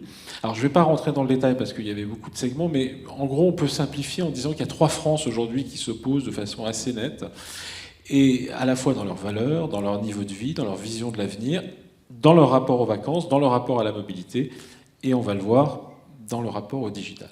Alors la première France que nous avons identifiée, on l'appelle la France qui va bien. La France qui va bien, c'est en gros un tiers des Français d'aujourd'hui qui ont en général un emploi plutôt bien rémunéré, en tout cas stable. Il y a des étudiants, il y a des professions libérales, il y a les cadres, il y a beaucoup d'employés du secteur public, etc. Ce sont des gens qui aiment partir en vacances, qui ont les moyens de partir en vacances, qui sont très mobiles, qui utilisent beaucoup le train, mais aussi l'avion, mais aussi la voiture, etc., etc., et qui ont tout au long de l'année la possibilité et les moyens de partir en petit week-end, en escapade ou en vacances plus longues lors des vacances scolaires. Et ce qu'on observe dans cette France-là, c'est que le digital est à la fois un outil qui permet justement de planifier, d'organiser, de préparer ses vacances, mais aussi un outil d'évasion, mais qui s'équilibre, c'est-à-dire que voilà, on est à l'aise dans les deux mondes, le monde physique, le monde digital. Ça, c'est la première France. La deuxième, donc hyper mobile et qui voyage beaucoup et qui forme en gros les gros bataillons à la fois de ceux qui prennent le train et surtout ceux qui prennent l'avion. Après, il y a une deuxième France. Alors, on l'appelle, parfois on nous dit qu'on est un peu stigmatisant, la France qui se replie aujourd'hui. C'est une France plutôt vieillissante. Alors, ce que j'ai pas dit, c'est dans la France qui va bien, on est plutôt urbain. Très largement, on vit dans les villes, dans les centres-villes, dans les couronnes des villes. Dans la deuxième France, la France qui aujourd'hui qui se replie, qui est plus conservatrice, plus âgés, une majorité de retraités. On est plutôt dans les petites villes, les villes moyennes. Et là, on voyage, bien sûr, mais beaucoup en France plutôt. Et l'automobile est souvent le premier moyen de transport. Et on voyage beaucoup, c'est très familial, on voyage chez les amis, dans la famille. Comme on est dans une France plus âgée, on accueille beaucoup les petits-enfants, etc. Alors on voyage aussi parfois à l'étranger, ponctuellement, voilà, pour les plus aisés. Parce que alors, ce que je n'ai pas dit, c'est que aussi, autant dans la France qui va bien globalement, c'est les classes moyennes et les classes moyennes supérieures, autant dans la France qui se replie, on a à la fois des revenus très conséquents, nous on les appelle les bourgeois patriotes, et on a aussi des segments plus, on va dire, plus modestes. Donc simplement, ils se retrouvent tous dans une forme de nostalgie pour une France du passé qui n'est plus la France du général de Gaulle. Et voilà, c'est des gens qui ont grandi dans un pays qu'ils ne reconnaissent plus aujourd'hui. Bon, mais on va dire qu'ils partent en vacances pour la plupart, et c'est plutôt des vacances hexagonales. Et puis enfin, donc ça, c'est aussi un tiers de la population française. Et puis enfin, on a un dernier tiers qui est, alors nous on l'appelle la France qui décroche, qui est la France des milieux populaires et d'une partie de la classe moyenne, et alors qui aujourd'hui est frappée de plein fouet par l'inflation. Il faut bien voir que l'inflation, on va dire qu'il y a un tournant à partir de 2022, et qui est en train de s'amplifier cette année. Je vous donne juste un chiffre. On a aujourd'hui 65% des Français qu'on interroge qui nous disent qu'ils arrivent juste à maintenir, à boucler toutes leurs dépenses, 65%. Il n'y a même pas 10 ans, on était à 48%. Et en fait, la bascule s'est faite dans un premier temps au moment du Covid, et le deuxième temps, une accélération très forte à partir de 2022. Et ça a un petit peu baissé, mais c'est remonté l'année dernière. Et je pense que ça va remonter encore aujourd'hui. Donc il y a une tension financière qui touche l'ensemble de la société, mais en particulier la France qui décroche. Et dans cette France qui décroche, c'est une France où on va trouver beaucoup de familles avec des jeunes enfants, beaucoup de familles monoparentales, beaucoup de jeunes. Alors là, c'est assez globalement, c'est là où on va trouver ceux qui ne partent pas en vacances, parmi les plus précaires, ils n'ont pas les moyens de partir en vacances. On va trouver aussi les jeunes qui vont tout faire pour partir loin, mais avec les moyens du bord, c'est-à-dire parfois les bus pour aller en Europe, parfois l'avion low cost. C'est vrai que l'avion parfois est très intéressant, etc. Et dans cette France-là, ce qui est intéressant, alors autant dans la France un peu plus conservatrice et âgée, le digital est encore est utilisé beaucoup sur sa fonction, alors soit en tant qu'outil, etc., mais n'est pas encore dominant. Dans la France qui décroche, les réseaux sociaux ont pris une place extrêmement importante. Et le digital plus généralement. Alors il y a un effet de génération, parce que c'est une France un peu plus jeune, et c'est là où je voudrais en venir à cette fameuse fracture, c'est que ce que nous on a observé, c'est que depuis quelques années, donc il y a ce besoin d'évasion en France qui est énorme, je l'ai rappelé tout à l'heure, et on a un autre indicateur qui est que Internet et toutes les activités liées au digital me permettent de m'évader. En France aujourd'hui, la proportion est de 59%. Donc ça veut dire que la majeure partie de la population trouve dans soit les réseaux sociaux, soit les plateformes, etc., des façons de se divertir aussi. Mais quand vous allez dans la France qui va bien, ce chiffre est à 53. Et quand vous allez dans la France qui décroche, ce chiffre est à 73. Vous voyez l'écart de 20 points. Ça veut dire quoi? Ça veut dire que dans la France qui décroche, les loisirs digitaux prennent une place, les écrans, pour simplifier, prennent une place grandissante. De là à dire qu'ils se substituent en partie, alors clairement aux médias dits traditionnels, les réseaux sociaux et les plateformes type Netflix, YouTube, etc., prennent la place des médias traditionnels qui sont encore qui restent des repères dans la France plus âgée. Ça reste encore des repères, mais on voit bien que c'est deux mondes qui n'ont plus rien à voir dans leur consommation média, mais qui pourraient prendre la place pour partie du voyage, puisque on voyage virtuellement et non plus physiquement. Voyez. Et ça, c'est un peu au fond, alors, c'est un des enseignements de l'étude. C'est-à-dire qu'aujourd'hui, finalement, les loisirs digitaux sont portés non pas par la France qui va bien, parce que là, c'est plus équilibré. C'est-à-dire qu'on on a les moyens de voyager, donc on voyage, mais on a les moyens aussi de se divertir. Dans la France qui décroche, on est parfois livré à soi-même, et le digital, c'est l'échappatoire, c'est l'évasion, c'est la nouvelle évasion. Voilà, donc ça, c'est vraiment un des enseignements majeurs de l'étude. Alors, je l'ai dans la main. Excusez-moi. Alors, moi, ça m'amène à au moins deux questions. Pour l'instant, on est d'accord qu'on n'a pas mesuré ce que le divertissement digital pouvait prendre en part de marché sur le voyage et le tourisme dans l'usage du temps libre. Il n'y a pas d'élément de mesure là-dessus. Non, mais c'est évidemment quelque chose qu'il va falloir faire. Mais oui. c'est juste, je vous ai juste esquisser un petit peu le paysage aujourd'hui, à la fois en termes de valeur, en termes de mobilité et en termes de digital. Et on voit bien que sur une partie de la population, il y a une dépendance aux écrans qui ne cesse de grandir.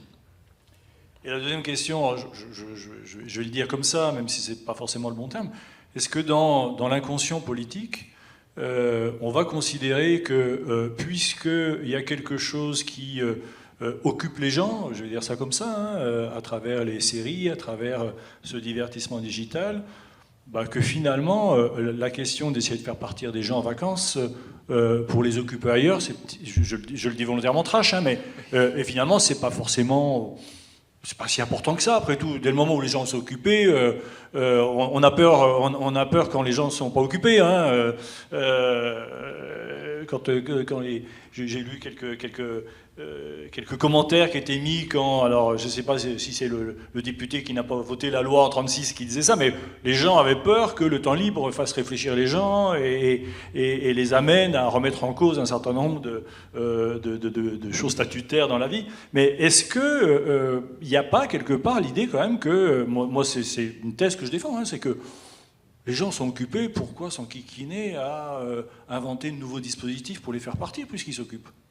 Oui, mais derrière les écrans, il y a à la fois de l'évasion, mais pas seulement. Il y a de plus en plus de fake, enfin, il y a énormément de choses extrêmement nuisibles et dangereuses. Donc, d'ailleurs, on le voit bien, les gouvernements mettent en place des interdictions de consulter les réseaux sociaux à tel ou tel âge.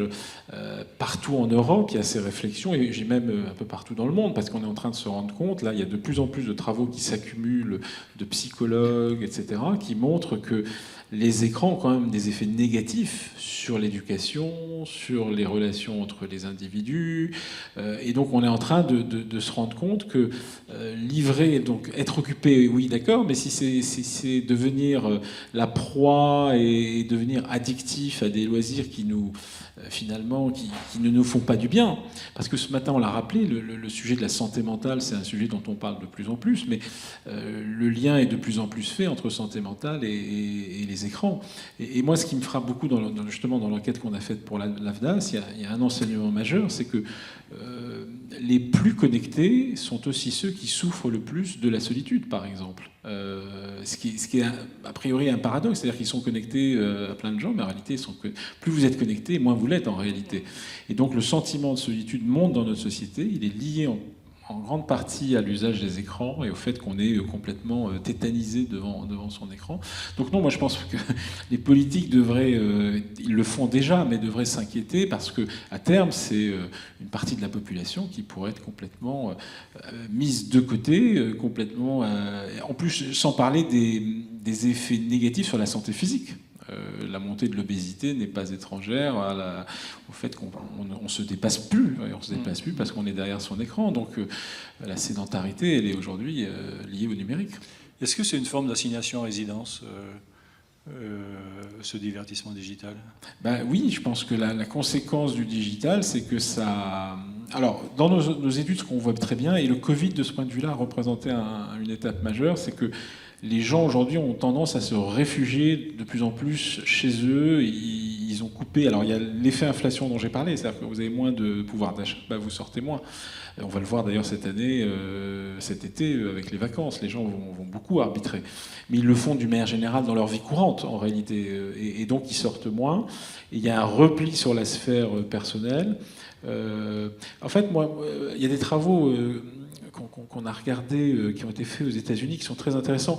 Le fait d'être assigné à résidence dans sa sphère personnelle, en soi, n'est pas un problème. Si vous avez des bonnes relations avec vos amis, votre famille, etc., c'est même un refuge plutôt positif dans la période que nous traversons aujourd'hui, qui est quand même anxiogène dans le monde. En revanche, ce qui manque aujourd'hui de plus en plus, c'est le deuxième cercle, le cercle du voisinage. C'est-à-dire que, en fait, on parle de plus en plus à des gens qui partagent les mêmes loisirs que nous sur le plan digital, mais on parle de moins en moins à nos voisins. Et ça, c'est très vrai en Amérique du Nord. Ça fait des années qu'ils mesurent ça au Canada, aux États-Unis.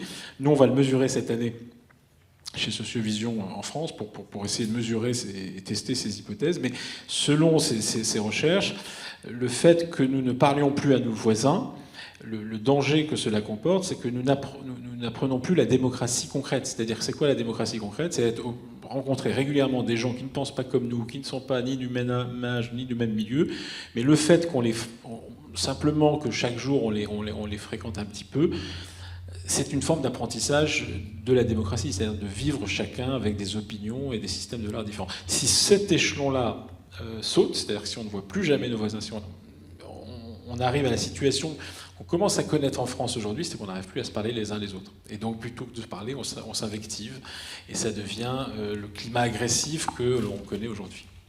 Alors, toi, tu as écrit sur le micro-voyage, tu le pratiques aussi. Hein, on était ensemble à Strasbourg un jour et tu me parlais de ça. Je vais faire juste le lien entre vous deux parce qu'il y a une pub que je considère exceptionnelle et qui est pour moi une des meilleures pubs qui a été faite pour encourager les gens à sortir de chez eux. Alors là, c'était pas forcément pour partir en vacances, c'était pour aller se balader dans la périphérie de Paris. Elle a été faite par... alors, ça existe, Île-de-France Mobilité ? Voilà. Et c'est une pub alors avec des accroches plutôt sympas. C'était apprenez à votre canapé à se passer de vous. Voilà, c'était des choses comme ça. Et qui voilà, mettaient des gens en situation dans la forêt de Fontainebleau. Moi, j'ai trouvé cette pub vraiment remarquable. Je trouve dommage que les acteurs du tourisme n'y aient pas pensé et que ce soit un acteur de la mobilité qui l'ait fait. Mais je reviens à cette question du micro-voyage. Tu as écouté Aurélie ce matin sur Terra Aventura. Voilà. C'est quoi ton regard sur ce développement? Alors bon, là, c'est des recherches de balises, c'est comment on appelle ça, je cherche le nom de cette pratique, je sais pas si, du coaching, ouais, du geo-coaching, ouais, c'est ça. Est-ce que, je ne vais pas parler de palliatif, hein, d'accord, hein, mais est-ce que c'est une manière finalement habile de faire sortir les gens, leur dire finalement il y a autre chose à faire qu'à regarder la télé, tout près de chez vous, et pour faire le lien avec CD Carole tout à l'heure, moi dans mon petit village, vous prenez le train de Clermont-Ferrand, 12 minutes plus tard vous descendez à la gare de Parent, qui est un très beau village, et puis à côté de la gare vous avez le loueur de canoë, alors il est là en juillet-août, il a ses canoës, vous montez dans le canoë, vous descendez l'Allier, et puis vous prenez le train à la gare suivante. Voilà. Ce qui me mérisse le poil depuis tout le temps, mais je ne comprends pas pourquoi ni l'Office, alors là pour le coup, ni les services TER de la région ne mettent en avant ce type d'offre, parce que c'est tellement facile, on prend le train, personne ne le sait en fait, hein, et c'est pour ça que les gens ne le prennent pas.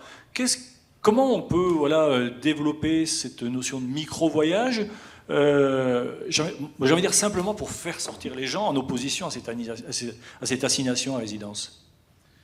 Oui, alors c'est tout un défi. Alors, tu l'as rappelé, moi je pratique en effet le micro-voyage, c'est-à-dire que chaque semaine je fais un micro-voyage, alors, soit dans la région parisienne, soit un peu plus loin, ça peut être en Normandie, etc.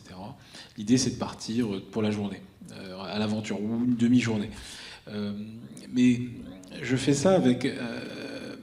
en réaction à cette idée qu'il faut aller loin pour s'émerveiller. C'est-à-dire qu'aujourd'hui, régulièrement, alors même l'industrie touristique nous conditionne à cette idée que finalement, les plus belles choses, c'est pas celles qui sont chez vous, elles sont toujours ailleurs. Et ça, c'est quelque chose qui personnellement, auquel je ne crois pas du tout. Je pense que la capacité d'émerveillement, c'est quelque chose qui est à la fois universel et qui peut se pratiquer n'importe où, n'importe quand, à condition d'ouvrir les yeux. Et pour moi, le principe du micro-voyage, le premier principe, c'est d'ouvrir les yeux. Ça peut paraître simple de dire ça, mais c'est probablement l'exercice le plus difficile qui soit. C'est-à-dire d'oublier toutes les habitudes que nous avons et regarder les lieux que nous traversons tous les jours avec une autre perspective. Moi, j'essaye de le faire régulièrement. Il se trouve qu'il y a, en 2020, une grande partie de la planète a été obligée de le faire. C'est-à-dire que quand on a été assignés à résidence les uns les autres, on avait 1 kilomètre de distance à parcourir, on a été forcés à regarder. Et il y a eu beaucoup de gens qui, à ce moment-là, et nous on l'a vu dans nos enquêtes parce qu'on l'a mesuré, qui se sont émerveillés de choses très simples. Ils ont redécouvert leur jardin, ils ont redécouvert leur quartier, ils ont redécouvert un bout du lieu dans lequel ils habitaient. Ils sont c'est pas mal. Bon, il se trouve que cet état d'esprit après est parti parce que le principe de réalité et puis je pense le conditionnement l'épuisement général de l'industrie a fait qu'on est reparti dans cette croyance que c'était ailleurs que tout se passait, puis on en avait été privé. Mais moi, je pense que l'esprit du micro-voyage, c'est redécouvrir les lieux dans lesquels nous sommes, adopter un nouveau regard, soit sur son quartier, soit sur sa ville, soit sur son village, soit sur sa région, soit sur sa commune, enfin bref, et aller découvrir des choses qui sont a priori banales avec l'état d'esprit d'un explorateur. Moi, c'est ce que je fais chaque semaine. Par exemple, dans la région parisienne, je pars. Alors, souvent, moi, je pars très très tôt le matin. C'est ce que j'explique dans le livre. Je pars au moment où il n'y a personne, parce qu'il n'y a rien de plus beau qu'une ville à l'aube, en fait. Hein, parce que vous êtes comme dans les coulisses du monde. Et puis, votre promenade, votre voyage commence au rythme du commencement du monde. Le commencement du monde, c'est les lumières qui s'allument, les lumières du jour, c'est les oiseaux qui commencent à chanter, c'est la rumeur du monde qui commence à monter, enfin bref, et vous êtes embarqué. Rien que ça, c'est un voyage. Et puis après, vous pouvez vous promener, et ce voyage peut être l'occasion de découverte. Alors, évidemment, il faut garder cette capacité de s'émerveiller, c'est-à-dire s'émerveiller du fait de découvrir à un moment donné, à un coin de rue, quelque chose que vous n'avez jamais soupçonné, ou alors, par exemple, récemment, découvrir Shinagora de l'intérieur. Je ne sais pas si vous connaissez Shinagora, vers Alfortville. Ce palais impérial, enfin cette réplique de la cité impériale de Pékin qui est devenue un hôtel de luxe maintenant, mais vous pouvez rentrer, puis vous découvrez. Bref, il y a comme ça des micro-découvertes à faire partout là où on habite, que ce soit dans la nature, que ce soit dans un contexte urbain. Et c'est ça qu'il faudrait arriver à promouvoir comme état d'esprit, essayer de lutter contre cette espèce de tyrannie de l'ailleurs. Non pas. Alors. Moi, je voyage aussi à l'étranger, évidemment, donc moi je suis pas là pour dire qu'il faut micro-voyager versus aller ailleurs, mais on peut faire les deux, et quelque part, le micro-voyage est un apprentissage du voyage. Moi, je dis le micro-voyage est au voyage, ce que le haïku est à la poésie. Le haïku, ce petit poème japonais, qui a l'air de rien, mais qui est un des sommets de la poésie, c'est-à-dire que c'est arriver à condenser l'essentiel d'une émotion. En trois phrases ou en trois vers. Et au Japon, c'est considéré comme l'art suprême. Ben voilà, le micro-voyage, ça a l'air de rien, mais c'est le voyage suprême. Enfin, c'est le voyage qui vous permet de revenir à l'essentiel, parce qu'il n'y a rien d'artificiel. J'ajoute que dans le micro-voyage que je pratique, je ne prends jamais de guide, ne jamais prendre de guide, ne jamais suivre un itinéraire précis et préparé. Au contraire, se laisser aller au hasard. Moi, souvent, je recommande de prendre des bus au hasard et de vous laisser... Voilà, prenez le premier bus qui arrive, vous le prenez, et vous arrêtez quand vous voulez. Faites cette expérience une seule fois dans votre vie, vous verrez, ça change tout, et vous verrez que vous aurez voyagé. Donc, devenir un voyageur dans son propre quartier, dans sa propre ville. Et ça vous apporte quoi? Ça vous amène à redécouvrir l'enfant que vous avez abandonné à un moment donné quand vous êtes passé dans l'âge adulte, et l'enfant qui s'émerveillait de tout, qui allait n'importe où et qui découvrait son bonheur partout. Voilà, c'est ça le micro-voyage. T'as pensé quoi de Terra Ventura tout à l'heure? En fait, j'étais pas là à ce moment-là. Ah oui, c'est vrai. Je vais pas me prononcer. Je vais faire cette remarque et puis je demanderai à Rémi de rebondir par rapport à ça, mais moi j'ai travaillé dans les organismes institutionnels du tourisme et puis j'ai été consultant. Et un jour, pour une mission que je menais pour la région Grand Est, qui est la région qui a le plus de frontières, puisque on a des frontières avec un petit bout la Belgique, le Luxembourg, l'Allemagne et la Suisse, donc ils ont, je sais plus, 500 bornes de frontières. Donc les marchés allemands, belges ou luxembourgeois, ce sont des marchés de proximité. Et je dis au vice-président en charge du tourisme, quand je menais la mission de faire leur schéma de développement, je dis, mais vous avez intérêt à jouer ces marchés de proximité. Et il m'a répondu, et je jure que c'est vrai, hein, il me dit, non mais Jean, vous avez raison, oui c'est des marchés de proximité, mais nous, notre mission, c'est quand même d'aller chercher des gens loin. Alors je dis oui, enfin bon, à condition qu'il y ait une économie derrière, parce que si c'est du 10 japonais contre 10 000 allemands, vous êtes d'accord avec moi qu'il vaut mieux 10 000 allemands que 10 japonais. Il me dit oui, mais quand on fait venir des clientèles asiatiques, ça se voit. C'est pas des conneries, hein? Ça se voit. Donc lui, mais c'est pas le seul, mesurait finalement la performance de sa stratégie touristique et sa stratégie marketing au fait que des clientèles lointaines venaient et que vis-à-vis des habitants, c'était son raisonnement, hein, parce que je l'ai un peu cuisiné sur cette remarque, il me dit, oui, mais quand on voit des Japonais, des Coréens dans la rue, les habitants le voient, et donc ça renforce ce sentiment d'attractivité. Et je travaillais à Toulouse, quand l'hôtel Crown Plaza était de l'autre côté de la place du Capitole, donc les bus ne pouvaient pas y aller. Donc il fallait qu'ils les posent d'un côté, et puis les gens qui sortaient du bus tiraient leurs valises, traversaient toute la place du Capitole pour arriver au Crown Plaza. Quand c'était un bus d'Asiatiques qui arrivait, il y avait une forme de clameur, place du Capitole, et moi je tendais l'oreille, oh, t'as vu, quand même des Japonais qui viennent nous voir jusqu'à Toulouse. Il y avait un bus de Belges qui passait une minute derrière. Voilà, il n'y avait aucun commentaire qui était fait sur les Belges qui tiraient leur... Donc il y a cette culture politique, j'ai envie de dire, qui consiste à mesurer l'attractivité au nombre de kilomètres que les gens ont fait pour venir jusqu'à nous. Ouais, ce que ça m'inspire, c'est qu'en fait, il faut avoir vu. Dans l'exemple que tu donnes, c'est tout ce qui est visible est valorisé, et ce qui est invisible est dévalorisé. Or moi, j'oppose le micro-voyageur au touriste. Le touriste, on va dire le touriste standard, lambda, c'est celui qui veut avoir vu. Voir quoi? Voir ce qu'on lui a dit d'aller voir. Il est parti, il est allé scrupuleusement suivi les consignes de son guide, et puis il a vu ce qu'on lui a dit de voir. Et il n'a pas regardé à côté. Et pour moi, le micro-voyageur, c'est pas celui qui veut avoir vu, c'est celui qui veut avoir vécu.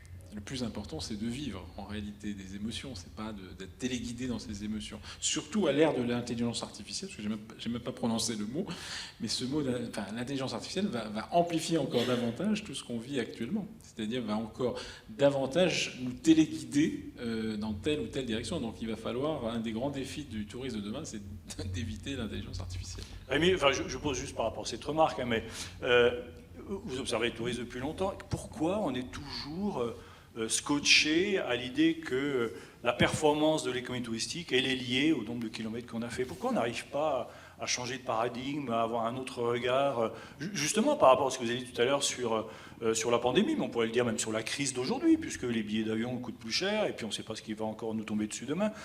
Qu'est-ce qui fait qu'on est bloqué à ça? Alors, d'abord, je ne sais pas si on est réellement bloqué, parce que ce sont probablement ou peut-être des propos, des analyses minoritaires.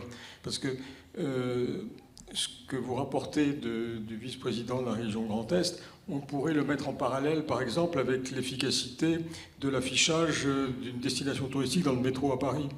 Je pense que ça satisfait avant tout l'ego de celui qui le commande, beaucoup plus que la rentabilité de l'affaire. On est dans le même trip, en quelque sorte, dans la même approche, finalement. Donc, et en même temps, ce qu'il faut reconnaître aussi, c'est que cette attraction du lointain, elle existe fondamentalement pour l'homme. S'il n'y avait pas cette attraction du lointain, enfin, ou en tout cas de l'inconnu, on n'aurait pas fait tout ce qu'on a fait dans l'histoire de l'humanité. Donc il a fallu quand même beaucoup d'attractions, beaucoup d'audace pour aller sur des mers dont on ne connaissait pas l'étendue, pour aller découvrir d'autres continents. Je pense qu'il reste de ça en nous aussi, et d'autant plus qu'après, la littérature de voyage, l'industrie touristique n'ont fait que l'exploiter et nous le vendre, et avec un certain succès. Et d'ailleurs, je dis souvent que les gens du marketing touristique ont trop de talent. Voilà, on va rester sur ça. Carole, une dernière question pour conclure ce colloque, et puis après je demanderai à Martine Pinville de venir le clôturer. Je pose la question, alors vous êtes pour rien du tout, hein, je vous rassure tout de suite. Pourquoi on a raté le Passerail ?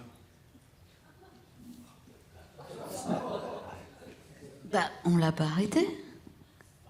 Il a été mis en place un été, puis ensuite il a disparu. Ah, le Passerail. Le Passerail. Ah non, oui, pardon. Oui, mais il y a... sortir de devant les écrans. Oui, mais en fait, il existe déjà un Passerail qui est le... Je sais même plus comment il s'appelle, d'ailleurs, le rail, je sais pas quoi. L'Interrail. Que les jeunes utilisent beaucoup. Oui, c'est pas le même prix que... Enfin, il est européen, donc tant mieux. Il est européen, et c'est très peu cher. Alors là, c'est très cher par rapport au Passerail. Ah non, c'est très peu cher. Très peu cher. Et j'ai discuté avec des jeunes, il n'y a pas plus tard que mardi, justement, dans le train, qui disaient, mais c'est exceptionnel ce truc, parce que pour rien du tout, on voyage partout en Europe avec cet Interrail, effectivement. Donc voilà, je pense que ça se cannibalisait et qu'à un moment donné, Tout à l'heure, je disais, il y a beaucoup de petits prix et tout ça, et c'est vrai qu'il y a beaucoup d'offres, beaucoup, entre Ouigo, Inouï, les gens se perdent, il y a les cartes avantages, les cartes max, le max senior, le max junior, enfin bon, bref. Et donc, à un moment donné, il faut aussi rationaliser, parce que finalement, c'est aussi dans une com plus simple qu'on va réussir à renforcer l'attractivité. Donc, il y avait cette notion de cannibalisme entre les deux passes. Et du coup, on a choisi de garder l'Interrail. Vous êtes sûr de ça ou Ouais. C'est pas une question d'argent, non? C'est pas. Non. Peut-être aussi. Enfin, Ouais. je veux dire, j'ai expliqué tout à l'heure le modèle économique de TGV.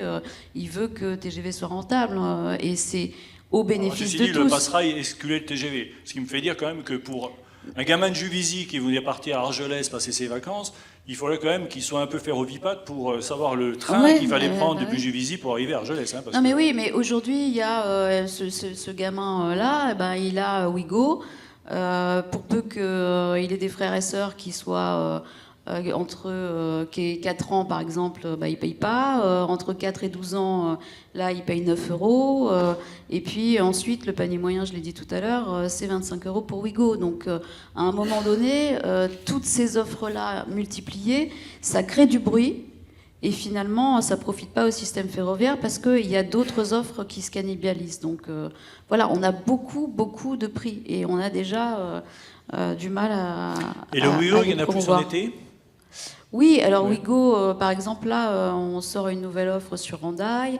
Il y a des offres multipliées sur la Bretagne, sur le sud-ouest aussi. Donc Ouigo fait des destinations supplémentaires et va continuer d'ailleurs parce qu'en fait, la stratégie de SNCF, c'est de développer en même temps l'Inouï, qui est en fait le train grande vitesse, on va dire, pas classique, mais grande vitesse à un prix premium, on va dire, et puis le low cost. Et c'est avec le low cost aussi qu'on est rentré en Espagne, par exemple. Et en Espagne, pour le coup, ils n'avaient pas d'offre low cost. Et donc, nous, SNCF, on arrive en Espagne en proposant aux Espagnols le train à grande vitesse à un tout petit prix.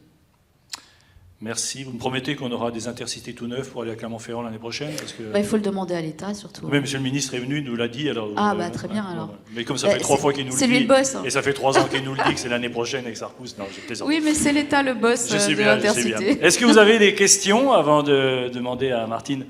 Je ne vois pas, mais je devine que c'est Marc Pili. Ah là, voilà. J'ai reconnu ta barbe. Vas-y, parle fort, on va t'entendre.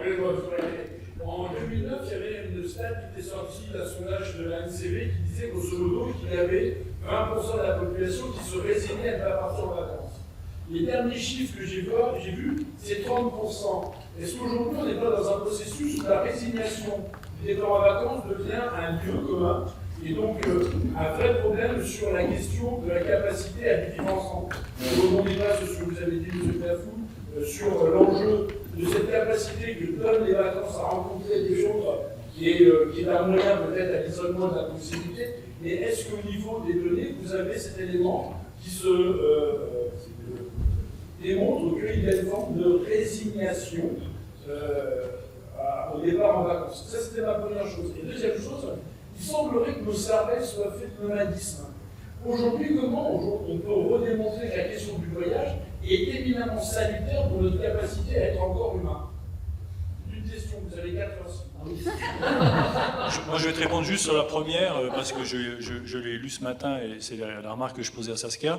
Les députés qui ont imaginé une proposition de loi pour payer la 5e semaine de congés payés prennent comme argument le fait que 20% des gens ne prennent pas la totalité de leurs vacances.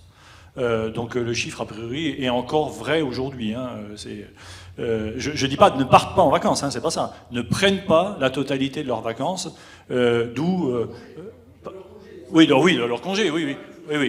Et d'où la proposition de dire, si vous voulez travailler, on va vous payer cette semaine. Pour le reste, je ne sais pas, c'est plus une question de sociologue, non? Sur le nomadisme. Toutes ces questions à 3h30, toi, enfin, en même temps... Moi, je ne suis pas contre répondre. Bien sûr que moi, j'aime bien citer tout ce que disait Montaigne. Et il y a une citation que je trouve tellement d'actualité aujourd'hui par rapport à tous ces problèmes.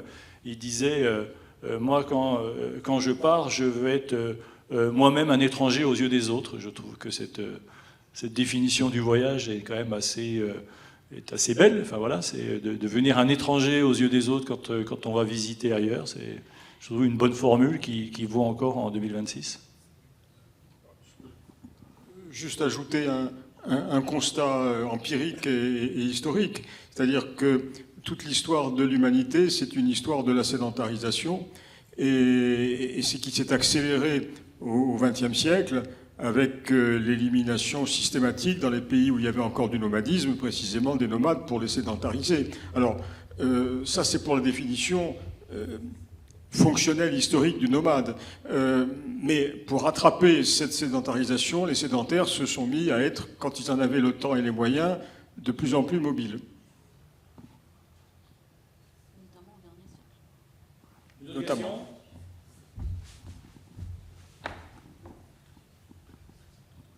Donc, je suis Anthony Juan de la CCAS. Je rebondis sur ce que tu as dit, Marc. Moi, je trouve ça intéressant et je pense qu'il faut différencier les gens qui ne prennent pas leur congé des gens qui ne partent pas en vacances. Parce que aujourd'hui, si tu ne prends pas tes congés, il me semble que c'est plutôt lié à des organisations du travail qui ne permettent pas de les prendre en disant le planning il est super tendu, mardi tu peux pas partir, et puis si ton collègue il part au mois de juillet, bah toi tu pourras pas partir au mois de juillet. Et on sait que ça se développe de plus en plus dans les entreprises. Moi, peut-être que je me trompe, mais je suis à peu près persuadé que si on demande à ces personnes-là si elles pouvaient partir, est-ce qu'elles pourraient, si on leur laissait leur congé, on leur laissait l'opportunité de partir avec une organisation du travail qui le permettait, je suis à peu près sûr qu'on aurait comme une très très grande majorité qui prendrait ces congés. Donc c'est pour revenir sur les réflexions de nos chers députés. Et puis après, moi je pense que le fond de la question, ensuite, au terme de journées comme celle-là, c'est d'identifier de réels leviers pour pouvoir demain faire de réelles propositions qui soient très concrètes pour justement améliorer le taux de départ en vacances. Et que alors ça c'est encore moi qui le pense, hein, mais que imaginez faire tout ça sans une intervention de l'État et sans l'État qui considérerait tous les bienfaits et tous les bénéfices qu'on a évoqués là depuis des heures et des heures et qui considérerait que du coup, comme sa mission, c'est de rendre les citoyens le mieux possible dans leur pays, bah, ce serait l'une de ses premières missions. Bon, mais effectivement, on n'y est pas tout, on n'y est encore pas. Juste un mot sur ceux qui ne partent pas en vacances. En fait, il y a 3 profils. Il y a le profil de ceux qui n'ont pas les moyens de partir en vacances. Donc, de toute façon, c'est financier, la contrainte. Il y a effectivement ceux que vous mentionnez, qui sont ceux qui ne peuvent pas s'organiser parce qu'ils ont un travail, ils sont indépendants ou je ne sais quoi, et donc ils ne peuvent pas. Et il y a un 3e profil quand même qu'il faut aussi avoir en tête, c'est ceux qui refusent qui partent en vacances chez eux, qui sont très bien chez eux. Moi j'en connais, et il y en a beaucoup en réalité qui sont très bien comme ça, ils font un peu de jardinage, ils font de la culture, selon leurs affinités. Et ça, je pense même que c'est peut-être une tendance qui va monter. C'est-à-dire que les gens qui ne se laissent pas prendre par cette pression des vacances, où il faut absolument, 6 mois avant, planifier où on va aller, et puis une fois sur place, etc., être exposé au surtourisme dont a parlé Rémi Knafou tout à l'heure. Voilà, je pense qu'il y a vraiment ces trois populations.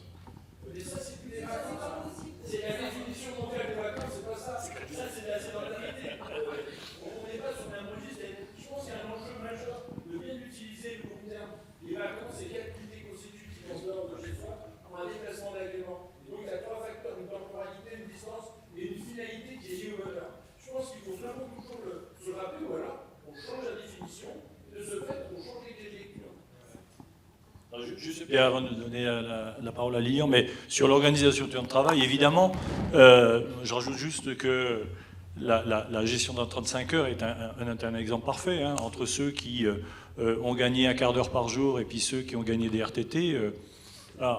Voilà, les RTT, c'est quand même une pratique de cadre, hein. C'est pas une pratique partagée par tous les salariés. Oui, Lilian ? Oui, rapidement. Bon, déjà, je voulais remercier VVF pour cette journée. Pour Jean, toi, pour ton animation impliquée sur le sujet. Moi, si je retiens une chose de cette journée, c'est la diversité des acteurs qui se sont succédés là autour de la table et qui nous montrent toute la richesse de notre écosystème intellectuel, d'acteurs institutionnels. Et j'ai envie de dire, on est quand même un beau monde de nous, le tourisme social, quand on voit la capacité à saisir des sujets d'une complexité très grande. Et je trouve que... je voulais prendre la parole pour rebondir sur la parole d'Anthony qui appelle de nouveau de ses voeux un État engagé sur nos problématiques. Et je trouve que cette journée-là, elle montre quand même la difficulté dans laquelle on est. C'est que, encore une fois, vous avez montré toute la richesse de nos sujets, leur complexité, leurs difficultés. Et je trouve que l'intervention du ministre en ouverture, elle est presque cynique par rapport à tout ça. Quand elle met sur le même plan VVF, je ne reviens pas sur l'importance de cet acteur historique sur le tourisme social, la NCV, on a rappelé son importance historique, et des plateformes ou des fonds de dotation nourris par des plateformes qui, Martine l'a rappelé en ouverture, font partir 1500 personnes par an. Donc on est qu'en fait, nous, aujourd'hui, face à une grosse difficulté d'un acteur qui conçoit son action comme étant nécessairement co-construite avec la puissance publique, parce qu'on se considère partie prenante de l'intérêt général, face à un État qui n'en a rien à cirer et qui nous considère comme des acteurs comme des start-up là, du social qui semble vouloir émerger. Donc malgré tout, il ne faut pas qu'on renonce à ce discours, parce que je pense que ça fait partie de notre culture de la démocratie et qu'il n'y a pas de démocratie sans État. Je pense qu'on est tous d'accord sur le sujet, donc il faut qu'on continue à tenir ça, mais qu'il y a sans doute un enjeu pour nous à nous serrer les coudes, particulièrement dans des moments où les vents sont quand même plutôt contraires, y compris de la part de nos supposés amis de la puissance publique. Donc moi j'appelle les acteurs du tourisme social à être ensemble, ne pas se tromper d'amis non plus.